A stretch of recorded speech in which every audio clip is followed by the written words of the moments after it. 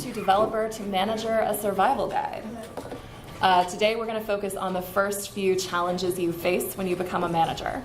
If you are a really seasoned manager who's been doing this for a while, this talk's probably not for you, and I won't be offended if you walk out. But if you are either moving into this role or thinking about moving into this role soon, I'm here to talk about some of the common challenges you'll face and how you have to shift your mentality from being a developer to being a manager. Kind of like to think of this as the how to avoid being Michael Scott talk for you Office fans out there, since he's a fairly famous example of someone who was successful in what he did and then became a really terrible manager for his team. So, first, a bit about me. My name is Kuhl. I look like that.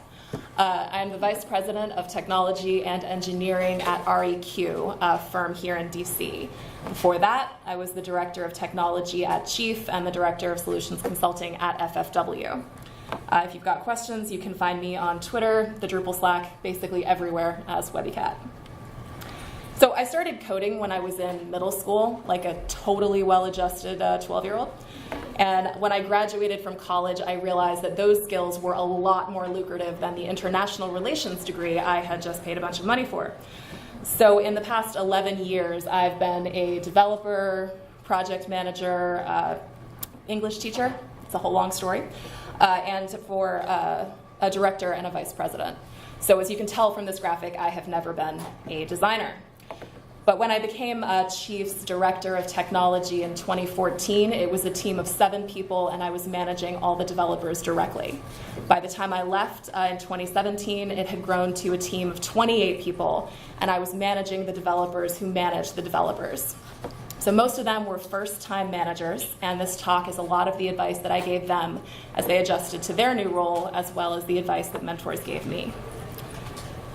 So let's talk about that first managing experience. If you have just moved into this, or you are thinking of moving into this, you might be feeling a little bit nervous, feeling unprepared to take charge of people's careers rather than the code that you've gotten used to working with. You might be wondering if you'll do a good job with it, and you might be wondering how you're going to handle it the first time you hear people complaining about their boss, and you remember that boss is you. And if so, you might be a little bit like me, because this was my reaction when I was promoted to director ahead of schedule. A lot of people really jockey for the promotion, but I did not. I knew it was a big responsibility, and I wasn't sure I was ready to take it on. But when I stopped panicking, I've got myself several very good books on management and a couple of mentors I trusted, and I learned a lot during that first year. There are 2 big challenges that first-time managers face that are fundamental to their new job. The first is learning how to communicate like a team leader rather than just another member of the team. And the second is changing their focus from developing code to developing people. Now, both of these require you to really observe what you do when you go on autopilot and then consciously work to change that, because the behaviors that have brought you this far in your career are probably not going to take you through that next step. So today I'm going to break them both down and talk to you about some pretty concrete steps you can take in both areas. First, we'll talk about the challenges of communicating like a leader. Up until this point, you've been a member of a team. You have been probably a pretty critical part of it because you're getting promoted. And you're probably friends with a lot of the people that you will now be managing, or the folks that you've been working with day to day. Socially, you might feel really comfortable where you are right now, even if professionally you're ready for a lot more responsibility. But as a developer, even as a mentor, the relationships that you have here so far are based on collaboration. You might be the most senior front-end developer, but you are still relying on the project manager and the back-end developer and the UX designer to give you the inputs you need to do your job. You are on pretty equal footing with them as you figure out how to get your projects done together. And when they don't do what you need them to do, your feedback to them is going to be pretty indirect. If you show up and you say to your designer or your project manager, we need you to start doing things differently here, probably won't end fantastic for you. And you are much more likely to go around saying, hey, it would really help me out if you could try this. Have you thought about doing it this way? Or talking to their boss if you have a real change you need from them. And finally, process problems tend to be really the manager's responsibility. That's not to say that you can't have a huge impact as a developer suggesting changes to how the business does things, but ultimately you're not the one who's responsible for whether or not those changes get implemented. So all this changes when you become a manager, because now your relationships are based on your authority, and everyone around you knows it. You are the person protecting the bottom line, you are monitoring performance, and you have a lot more control than you did before, and you have to figure out how to use that for good. Your feedback also has to be very direct. The things that you said before are not the way that you can operate now, because now you are the person telling people how they're doing and, practically speaking, how you feel about their performance. And finally, those process problems are still manager issues, which means they're now your issues. Congratulations.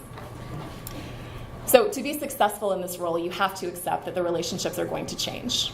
I wish I could tell you that there was a magic bullet for getting the promotion, getting the raise, getting the new job, and still being friends with everyone around you. But unfortunately, there isn't one. So once you accept this, you can start visualizing how you want your new relationships to work on your team and working to get there. It doesn't mean you have to be hated, because teams need people who lead them. They need people who are confident enough to tell them how they have to change and to catch real serious issues before they happen. So if you're positioning yourself to make this change, the biggest thing I recommend doing at the outset is setting up these transitional one-on-ones with each person you're now going to be managing. This accomplishes two things. First of all, it lets you learn new information about the people who will be reporting to you, because if you knew them socially before, you don't really know what makes them tick, and it's tempting to think that you do. And secondly, it sets the stage for the new relationship that you're going to have and how you want to relate to each other. So if you're joining a new team, you can just start off by saying, tell me about yourself and your role here. But if you say that to someone that you've known for a year, you will both wind up feeling like idiots. So this is the script that I like to follow when I start managing someone new. First of all, I ask them what they enjoy most and least about their job, because I might think, because I've heard them complain about certain types of projects, that they really hate those projects, when in reality, they might be the kind of person who just vents and who really is engaged by the challenges they have. And also, since your job is to get the best out of people, knowing what they consider their best, where they consider their talents, lets you move your efforts with them around so you're focusing in the right areas. I also like asking them what they look for in a manager and what makes it harder for them as a manager. Show of hands, who here's had a boss you hated? How about one you loved? Most people have had both, and some people have only had one and can only articulate why it is that they have trouble initially articulating what they need. Some people tell me that they hate micromanagement. Typically newer employees say that because that's sort of what you're trained to say. But some people tell me that they really like having a sounding board, having someone they can go up to consistently and really make time for them to bounce ideas off before they take action. Some people could not care less about what's happening at the leadership level of the company, and some people want really active transparency and to be kept as informed as they can be. So knowing this, again, tells you how you need to interact with your new employees and what it is they're really going to value, and it gives you the opportunity to tell them, sure, my door is always open, come in, I love having these kinds of conversations, or saying, since you don't want them interrupting you, let's have this regular meeting where we'll talk about some of these challenges. And then asking what goals they're working toward gives me an idea of their timetable. If I come in and I think that an employee is pretty junior and that it's going to take a long time until they get promoted, and they think that they're just about ready for that next step, we're going to have a massive disconnect when the review season rolls around. And similarly, if I think they're ready to be promoted and want to push them, I could wind up putting them way outside their comfort zone. So having a practical conversation about the timetable helps avoid some questions there at the end.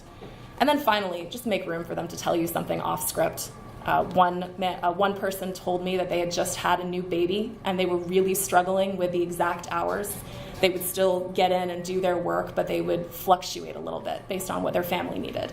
Other people might be worried about how you'll work together because of the types of relationships you had before. So for that last question, when you open it up, it tends to get a little bit awkward. But if you wait and you listen, what you hear more than makes up for it. So when people tell you their preferences during this, you don't need to overcommit. If someone tells you, like, the most important thing to me in a manager is that they promote me every other month, yeah, you're probably not going to agree to that. But you can then have a conversation about practical expectations, and 99% of the things you'll hear, you can look at people and confidently say, I get where you're coming from, and I'm going to do my best to honor that while we work together. So the second technique for changing how you communicate and moving more into that leadership role is limbering up the leadership style that you have. It's a pretty fair bet that if you are moving into this role, you already have at least one way you are comfortable leading teams. You could be the sort of person who can get everyone in a room and shepherd the conversation into a genuinely productive outcome so that you make decisions in a meeting rather than it just running for 2 hours and then leaving, having lost 2 hours of your life. Or you might be a really strong developer who sets high standards and best practices and then helps people follow them. Whichever way you tend to work with teams, you need to figure out some other ways because management throws pretty disparate challenges at you. So your task now is recognizing what your natural style is when you do lead, and then consciously thinking about how you can adopt different styles when you need to. So these styles here are from an article by Daniel Goleman called Leadership That Gets Results, and it's not an exaggeration to say that it's the single most helpful thing I've ever read about management. This was a study of about 4,000 executives, drawn from 4,000 executives, and they boiled down all the different ways they manage their teams into these 6 concrete styles and then analyzed the outcome that they had on teams when adopted. So you have to ask yourself, which of these really sounds like you? There are affiliative leaders who put people first and they build really strong harmony on their team, but they also struggle to give negative feedback because they care so much about people. Then there are authoritative leaders who are really good at laying out this vision for how the organization can change and adjust. And they're very good at rallying people to support it. But it's really hard to have that style if you're managing a team that's more experienced than you are. Then there's coaching people who want consciously to build up every individual on their team to model good behaviors and then help them develop more skills. Coercive leaders, you can probably guess this from the name, they give you orders and they enforce them. And while it can be good when a company is in a turnaround, it's really, really damaging day to day because folks don't demonstrate the independence they need. Democratic leaders can lead a little bit by consensus, but they can also steer conversations productively so that decisions are made in the room. And then it doesn't work well when you have folks who are just at each other's throats, and then you end up in these time-wasting meetings. And finally, the pace-setting leaders are usually promoted because they're very technically competent, but once they're there, they expect everyone to work like they do. They expect everyone to be as good as they are. And so while it works great with a team of experts, you really struggle when you have folks who aren't quite there yet. So in his article, Goleman argues that we think too often of your style like your personality. But in reality, these are just different tools, different strategic choices for the situations you run into.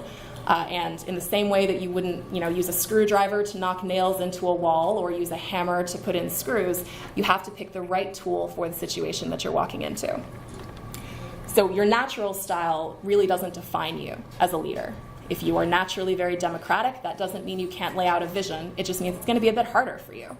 Or if you are a natural coach and you struggle with giving negative feedback or motivating employees to listen to you when they don't care, you have to learn to be a little bit coercive in the right situation. So you can learn to use multiple styles by thinking about what comes very naturally to you and then focusing on the other part. So I, for example, am naturally a pace-setting leader when I'm stressed out and a coach when I'm not. I really enjoy building people up and teaching them how to do new things. But on the other hand, I struggled when I became a manager to lay out a vision and motivate people toward it, and I really struggled to be coercive when I had to be. So I had to consciously retrain my brain. This is how I recommend thinking about it when you're trying to figure out how to do something that doesn't come as naturally to you. First of all, you have to assess the situation and think about what you would naturally do. So as a pace setter, when I became a manager, I would naturally, if a quality problem was coming up on a project, I would naturally think, okay, I need to review everything before it goes out the door. The problem with that is that if you think about the impact it has, your team will start thinking that, A, they don't have to check their work because you're going to check it anyway, and B, they know you don't trust them now, so they don't try as hard. So in the long term, it's much more productive to sit down and really write out how you want to address the situation using a very different style. For example, writing up the standards you want the team to follow, engaging your strong players to do different kinds of review, adopting peer review, and generally opening up the different avenues for people to contribute to it. Then you can refine that plan and run it by others for feedback and mentally run through how people might react. This sort of visualization tool is a really common tool for a lot of executives who are thinking about how to approach different situations. So the impact of having these different adopting these different leadership styles is that you gradually get comfortable relating to your team very differently. And this opens up time to have more deep conversations when you need to. Rookie managers often fear awkwardness. They are much more likely to just let situations go when people are very disengaged. So you're in a one-on-one with an employee and they say, yeah, I'm doing fine, but they say it with their arms folded and kind of sitting back and really very clearly not wanting to talk with you. If you let this go, you lose the ability to be, you lose the right to get really upset when they quit unexpectedly, if you don't have those conversations that are more deep. So I recommend making these conversations part of your routine with the team that you start managing, because then you can build relationships that are more based on trust. These are the 3 ways I like having working together to dig more deeply. First is opening up time to talk about things that are not project-based. Most one-on-ones will just talk about projects if you let them. So once a month, I set aside time with my employees to talk about their career and the goal progress and how they're working through things from their review. And this takes you out of looking at the trees and looking a little bit more at the forest. Secondly, I like to discuss what they're proud of accomplishing, because naturally speaking, we tend to talk to our managers about what we're struggling with, either because we want them to intervene or because we just want them to reassure us that we're not crazy. So consciously getting people to talk to you about what they're doing well and what they're enjoying doing takes it more to you focusing on what they love and how you can use them more effectively on the team. And finally, if your employee is clearly unhappy, especially after a tough project, you have to set up time to discuss it. I don't love this part when I am involved in a project, because I am a textbook perfectionist, and especially when I was starting out, and for most of the first-time managers that I was training, people don't like hearing negative feedback about themselves, so they can really hide from that opportunity. But if you do hide from feedback, you just become more and more and more brittle, and eventually you find that you're failing at something because you're not willing to get the feedback on how you're genuinely doing. So this quote from The First 90 Days, a book I highly recommend, nails it, that you either become brittle and fail, or you learn how to adapt and move forward. On my toughest project personally, I was leading the team, and I was also directly managing 3 members of it. The client was pulling us in some different directions, I believe is the diplomatic way to say it. And so there had been a little bit more rework than we might have ideally liked. So I had been trying to hold the team together as a team lead and working with the client to smooth things out, but by the time we launched, I had 3 really frustrated developers on my hands. And when it launched, it didn't go away. They were still coming to work very clearly annoyed with the project and how the entire thing had unfolded. So I set up a meeting and talked with them about how the project had gone. And most of their feedback was about the client, about the process, and some of it was about me. There were some specific things I was doing that made it harder for this team to be successful. And while they expressed it really respectfully and thoughtfully, it was clear that I had been holding them back in ways that I didn't fully recognize. So I listened, I took notes. I didn't justify myself to them. And from that point forward, I avoided those habits. If you don't set up time to have these conversations, you don't get to learn some really important lessons. So, to recap, your first challenge of communicating more like a leader, I recommend setting up transitional one-on-ones, becoming very conscious of your leadership style and figuring out how to consciously adopt other ones, and having these deeper conversations, because it positions you for success. Secondly, the second challenge here is shifting your focus from developing code to developing people, and this is a really tough one. The bad news is that thinking about code rather than people, it's like dramatically buggier. People have a ton of variables and methods, and they do not work, and there is no clear cache command. Anyway,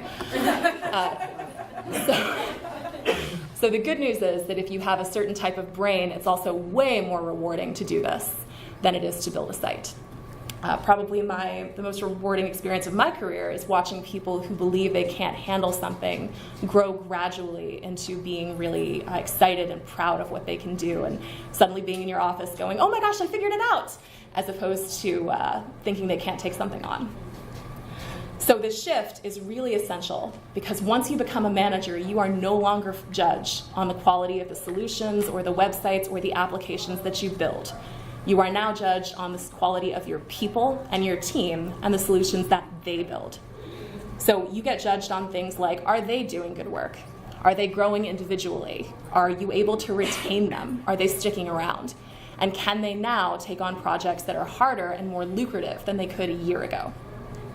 This is a really fundamental shift in how you think about your own work and what you want to accomplish. And it's a hard one to make, especially if you are still partially a developer, because most people don't go into management and just immediately stop doing any coding. So to be successful at this, you have to get good at delegating, and you have to get good at constructive feedback. So we're going to talk about both of these. If you have been promoted into a management role from being a developer, it's a pretty safe bet that you were good at what you did. You've probably gotten a steady stream of praise for being able to take on tough challenges and not being daunted by them. You probably come through in the clutch a lot for your team. So promotion into this leadership role is a really fundamental recognition of what you're able to do. But, as Carol Walker talks about in this article, a lot of people make this shift and they fail to understand that their role has now changed, that they are no longer trying to achieve from themselves, they are now trying to empower other people to achieve. So in other words, you go from being responsible for your bit of projects to being responsible for your projects and sort of for all the projects all your people are doing. And if you are still thinking like someone who owns their work, you start taking everything over. You show up and you say, I know he's really struggling and I want this project to succeed, so I'm just going to keep the hard stuff. And there are a couple of reasons why you might wind up falling into this trap.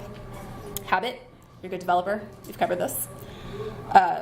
The desire to show people how much value you have, especially if you're struggling as a manager, it's really satisfying to knock out something that's challenging as a developer. Or maybe you don't want to overburden your team because you know that like Alice has way too many tasks right now and Bob has way too many tasks, so you're just going to hang on to this. But finally, honestly, it's the group project syndrome. Like, we've all had that terrible class where we were working on a project with a group of other people and this one jackass just did not do his work, so you wound up being responsible for it in the end. There is something about management that brings this fear out in people, and you start hanging on to everything because you're afraid people either won't do their work or they won't do it right. But it honestly doesn't matter which of these applies to you, because no matter which one it is, you find yourself in this situation, trying to figure out why you never have weekends anymore, why you are always stressed out, or why you were always there when the janitor comes through. This is based on a true story. So it's really important to figure out how to unlock your own schedule while also opening up opportunities for other people. This helps you grow each member of your staff more. They get more excited as they develop new skills. It also helps them feel more valued, because when you hang on to everything, you send a message that you don't trust the people around you. And finally, those two things together lead to more team retention, which helps scale your team over time. You're hanging on to the same people who have developed the same skills, and then you're able to do more and more complex work. So these are all really good reasons to retrain your brain from, oh, I'll just take care of it, it's got to get done right, to that sounds like a fantastic task for Alice. And you realize that you've had enough opportunity to shine, and you start looking for reasons, ways that other people can shine. So if you're saying to me, Kat, that sounds great, but honestly, Alice is pretty junior and I'm not sure she can handle this, that's still a good instinct. And you have to figure out how to delegate with a safety net. So this is the process I like to follow for that. You start out assigning out as much as you humanly can. This is not optional. And then you set milestones where people check in with you. So for some people, this might be when the task is completely done. For other people, it might be when they're kind of in the middle of development. For other people, it might be when the requirements have just gotten solid and they're starting to think about their approach. But at these times, you have them come in and you listen to them present where they're at to you. You don't take it over, you don't tell them what they should be doing, you don't ask them 8,000 questions.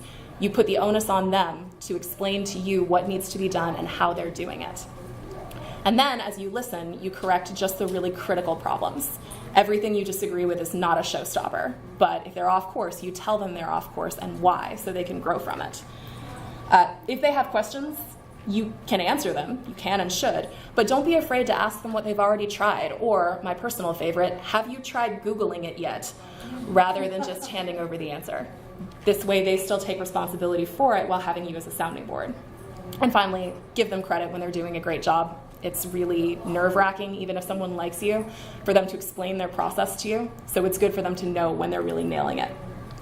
Taken together, this whole process helps them get better at presenting, it helps them improve their critical thinking skills, and it still keeps you aware of how things are going. So if something is completely off the rails, you're able to step in and take it over when you need to, and then show them what you did and how, so that they can learn from that too. So that brings you to the second skill you need to develop, giving really critical feedback. For most of us, myself included, this is the hard one. What I wish I'd known on day one of my director job is what a mentor would tell me about a year later, that being nice is not the same thing as being kind. If you struggle with giving people negative feedback, you probably struggle with it because you really care about their feelings and you want them to succeed. But not only is it your job to tell them what they can be doing better, you are also probably responsible for long-term what happens with their role at the company. If you are not directly in charge of hiring and firing and promotion, you probably have input into it. So you can say, Alice is doing a great job, she's ready to move up, or Alice is really not doing a good job, we need to start thinking about a performance improvement plan. And you are probably giving this feedback to your boss if you are really frustrated with an employee. So not telling people directly what they have to do better completely robs them of the chance to turn things around and can also rob them of the chance to get promoted. So in that context, shying away from really constructive feedback is the worst thing you can do, but that doesn't necessarily make it easy to do. These are the three things that I like to focus on when I'm giving feedback. Making it really direct, so people know exactly what they need to do differently. Making it balanced, so that if I'm telling you, I really need you to do this better, I'm also telling you, these things that you're really taking action on and you're doing a great job with, keep doing those. We value what you bring to the table, but we need you to increase your skills here too. And then finally, it's thoughtful. If you bring someone into your office and you tell them, your attention to detail has really been bad lately, like you need to work on that, and then they ask you for examples and you don't have any, the conversation gets nasty really quickly. Similarly, giving really off-the-cuff proclamations about their performance in the hallway, really not a good way to handle the situation. So you want to make sure that when you go into it, you've thought about it from the angles, you've given some thought to what they're going to say to you, and you feel equipped to present it the same way you would be able to present something to a client. All in all, your biggest job here is to take out the guesswork. And if you've ever had a boss who didn't communicate well with you, someone you knew was sort of annoyed with you, but you didn't know why, you understand how damaging it can be. Because if people don't know what you want them to do next, their next step might be job hunting. So, by doing all these things, you aren't necessarily making sure that they know they're going to love what you're saying, but you are making sure they know what they're going to do about it. And reviews are one of the biggest ways that you give this sort of direction. I recommend doing it twice a year. Some companies only do it once a year, but at least doing an informal check-in halfway through is a good idea here. And I start with my own outline of what people are doing really well, something that I can just write off the top of my head. And then I email the folks they work with because I know I can't be everywhere. So I'll talk to their project managers, their designers, their strategists, and send them a short email that asks for a few bullets on what they're doing well and where their room for improvement is. And then I stop and I really review and analyze what I get back. It's not uncommon for people to tell you things that are not helpful here. So, for example, one person may say, this person really isn't being collaborative anymore. At the same time, you've been telling them to draw better boundaries to avoid burnout. Or someone may say that this person who's their friend is doing a phenomenal job when everyone else is telling you that their work is actually suffering. So when you get this feedback, you need to review it and validate it and really think about what's true and what isn't and dig in more if you see something that surprises you. Then you're able to put in some quotes from people about what people are doing really well, because people love seeing that they are respected and valued and they've made someone else's job easier. And you also need to put in constructive feedback that is in your own voice. It should not have to be said, but I'm going to say it anyway, that if Bob is complaining about Alice, you don't put the quote in from Bob about how Alice sucks in her review and then put his name on it. Instead, you really stop and put it in your own voice and share that back, because you are the manager and you are the person who's really providing this corrective feedback. So finally, you need to think about how you're going to present it. I personally like the compliment sandwich. So you start off with the accomplishments and how they've done really great over the last year, and then lead into their goals, which you can set collaboratively, things they need to start doing, either because it'll open up room for promotion, or because they've got a new role and they're not paying attention to something they should be yet, or because it's a legitimate problem. Things they need to stop doing, which is always corrective feedback, and things that you really value that they need to continue doing. Maybe it's not as big as a major accomplishment, but it's something consistent they bring to their work every day that needs to be called out. And in this way, you're starting out by reflecting on the past positively, looking toward the future, where they have room for improvement, and where they're already nailing it. I've seen this format be extremely helpful for people who want that, who really need that positive feedback, but also need some of that correction so they can be pointed in the right direction. So finally, don't wait until the review time to be giving feedback to new folks. This is one of the most common problems I see with first-time managers, is that they really don't want to share things that could be contentious in one-on-ones. They want to stick it in documentation, and then they want to run through it really quickly and then move on. But if you do that, you wind up having all these conversations about performance at the end of the year when the person's looking at you saying, I'm really ready for a raise right now, and you realize you have this backlog of issues you've never talked about with them. Plus, if you give them this feedback continually at weekly one-on-ones, they get used to hearing feedback from you, and it takes a lot of the sting out when you have something big to talk about.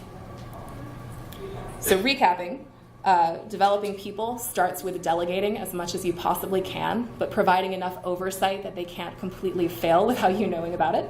And secondly, giving really constructive feedback and making sure that you have a full picture of your employees. So looking forward, these communication changes and these paradigm shifts are the two key types of challenges that can hold you back. But when you overcome them, you unlock a lot of potential and make management a really rewarding place to be. You can start using the feedback loops you have with your team to monitor not just the performance, but also morale, so people come and talk to you when there is a challenge. I once had an issue on my team where we'd started out, as I mentioned, as 7 people and then grown to 28. So along the way, we had really intermixed reporting structures. Some people managed WordPress developers, Drupal developers. One manager managed content strategists and technical managers and developers. And so it was very varied what each person was responsible for at the management level. So a couple weeks apart, there was this major quality issue with 2 people who reported to the same manager, and I was annoyed that after the first person had ran into it, it hadn't been socialized for the rest of the team to be avoided in the future. So this manager took responsibility for it, handled the situation, and then came back to me and, using these feedback loops, told me that she was managing so many different types of people that it was hard for her to focus. And it was hard for her to make sure that things were socialized effectively. So I reorganized the team, ultimately, and put people in clearer reporting structures so that they it was a lot easier to share that knowledge and feedback, and people were talking with each other more. Those sorts of big changes can happen once you have the fundamental structure right. And then finally, you get to start building that self-reinforcing team, getting people on board with a vision, getting people on board with your values, and having them really work together to socialize. So when you're on your feet, there's something really magic that happens. You get each member of the team in a role that lets them shine. You realize that you can assemble the team to take on more and more challenges. And you really realize you've stopped playing checkers and you've started playing chess. Great managers look for what is unique about each person, and then they capitalize on it. And they realize that because people are not uniform and interchangeable, putting them in different situations can unlock what they're capable of a lot more. So by delegating, by figuring out how to give feedback well, by figuring out how to communicate clearly with your team, you can unlock a lot more potential than you can have otherwise. So that is my talk. Thank you all for the attention today. You can find me at WebbyCat if you'd like to chat about it more, and I'm happy to take questions now.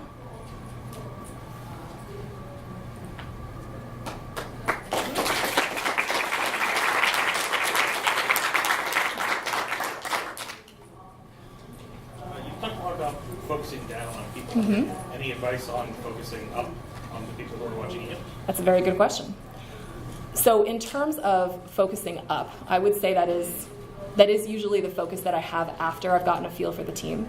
But packaging up what people have been successful at and having very concrete ways of communicating that to your managers at your one-on-one is really critical. So I will tend to reflect on the team and look at where we're succeeding and where we're struggling and make that very clear one-on-one with my own boss. Also, you see patterns over time where you need additional resources, where you need additional tools or additional money for the team, and you have to have that groundwork there so that when you communicate up, your request actually gets agreed with. So the one-on-one channel is probably the biggest, but also presenting on it. If you are working with other managers or other teams, it's important to look for ways to do that too. Okay, so if all of your stuff is organized and clear to you, then it's easy to be organized and clear.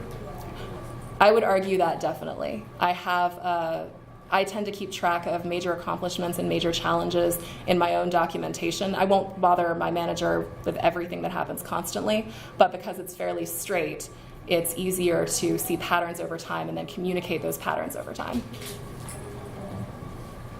Anyone else? Were you still coding, developing, and then so what percent of the time? One more time? What percent of the time were you still doing code development? That question was, am I still coding and developing, and if so, what percentage of the time? Now I code rarely. I still do, just to keep sharp occasionally, but I am 100% a manager. When I made the transition, it was probably about initially 60% developing and 40% managing, and then that continued growing and changing over time. So the hardest part of it, hands down, is figuring out how to keep your development responsibilities met while you're taking this on. And I found that having a couple junior folks on hand that I could give tasks to when I was sitting down and figuring out, here's why this is going wrong, now take it home and fix it, made that a lot easier. But there is initially a real uptick in your own work, I'd say at least for a month, if not for 3 months, when you're trying to figure out how to do both. Was that like a challenge for you, like giving up that aspect of your life to become a manager? Question was it a challenge for me giving up that aspect of my life to become a manager? Yes, it was extremely hard for me initially. I tried to do both for a long time, and then kind of easing back from that, I didn't really start pulling back from the code until I figured out how much I liked managing the people. So focusing consciously on what's exciting about management rather than focusing on what's exciting about development. It's a gradual change, but once you start making that, it gets a lot easier to adjust. If you're the manager and technology is changing constantly, then you may have people under you that come to you for questions and you don't know the answer anymore. Yes. Question was, if you are a manager and technology is changing constantly, you will have people coming to you for advice and you won't know the answer. The good news is that you start building up the people who are experts on the team and positioning them to genuinely be experts. So I had one developer who was just like the most brilliant person I've ever worked with in terms of Git and process control and standing up code reviews and things like that. I wasn't an expert on Git at that point anymore, but I empowered him to set it up the way that he wanted and then roll that change out. Or knowing that there's someone on the team who's a really incredible front-end developer takes the pressure off you to be the really incredible front-end developer. I do hate the fact that now I know I'm not the best developer on the team. I know that other people know more than I do, but I remind myself that my job isn't really to tell them how to code. My job is to tell them how to be successful in the workplace and make sure we're getting the best performance out of them. So it's still pretty satisfying. So this ties into a couple of questions you had. You mentioned that you will occasionally still code something, like your words to say, to keep sharp. And also because it's going to get done, but yes. Okay, it's a question I have, because I feel like part of what would enable me to be a good manager is that I do have the technical skills and I can relate to the developers. And so I do wonder, like, well, then how much, it's again related to these questions, like how much do I want to make sure that I can stay on top of things so that I am still sharp, so I'm still able to understand what they're doing and speak your language. So what would you say about how much to worry about that? Right. The question was, if you wind up gradually becoming less and less focused on development, do you lose the ability to relate to your team and really lead it because you become more and more out of touch? Is that a fair way to paraphrase that? Sure. So I've tended to, I was very worried about that when I initially started easing off development, especially when technology kept changing and I wasn't as fluent in the new one. And what I found pretty consistently was, as long as you're setting up your team to have multiple experts in a given technology, that becomes less and less what people value you for.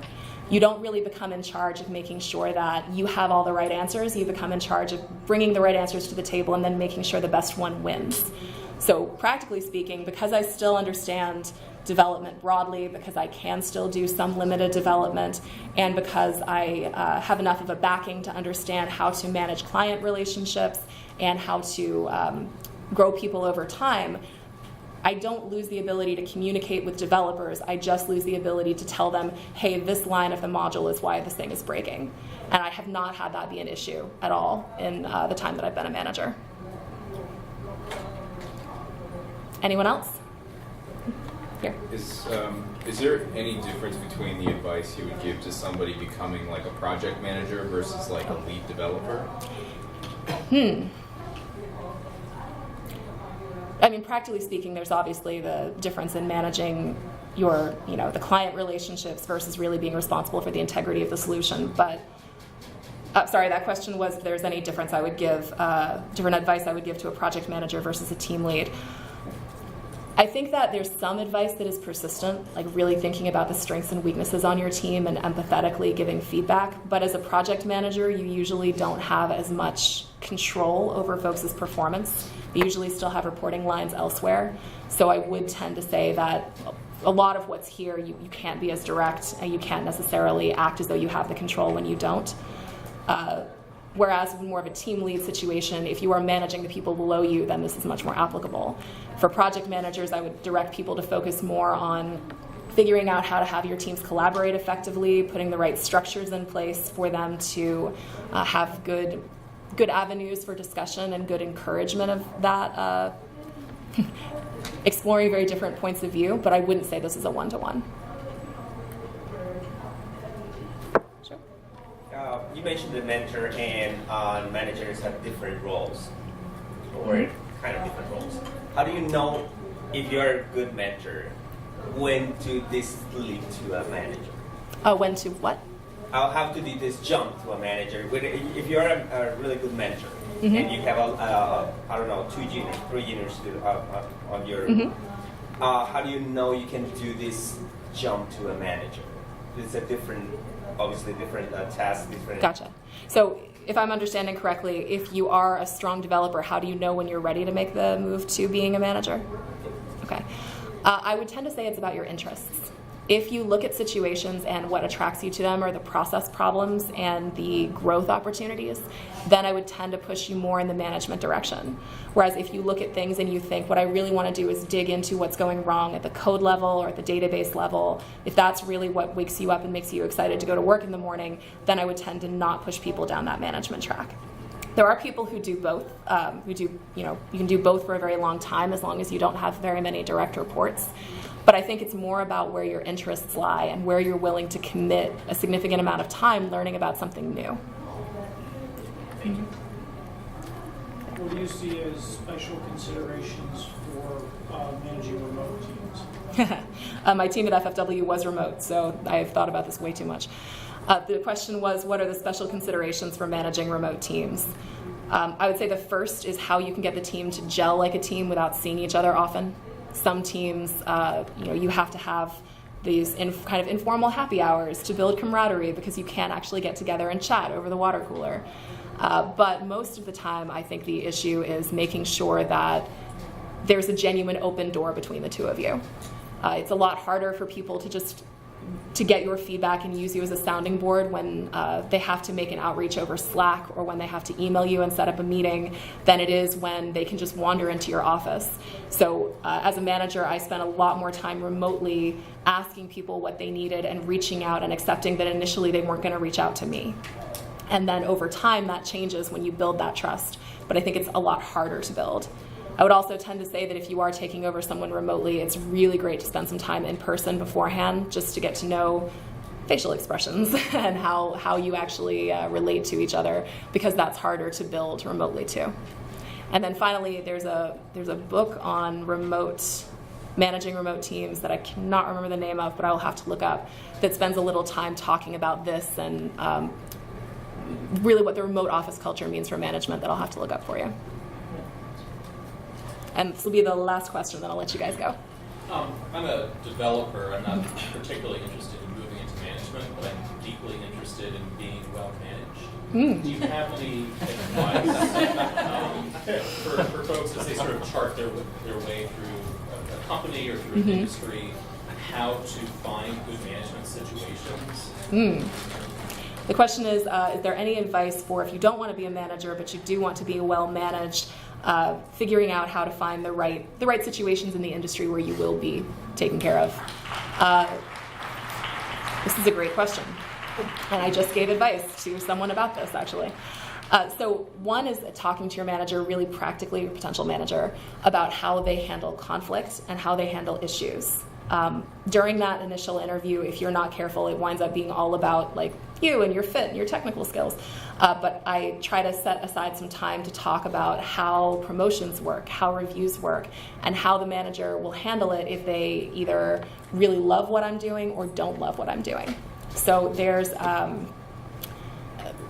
each person has their own style, and asking a question like, how do I know when something I'm doing is challenging for you, will tell you whether they are more likely to bottle it up or whether they're more likely to give you some honest feedback. Because if they react to that question by being really thrown, they may not be the type of person who puts a lot of time into it. I also like to ask about what sort of resources they provide internally for their managers on growing in that role, so that you have a sense of whether the company values it. Because a great manager is a little bit more rare at a company that doesn't care about management. So thank you folks again. You're welcome to find me later, and have a great rest of the conference.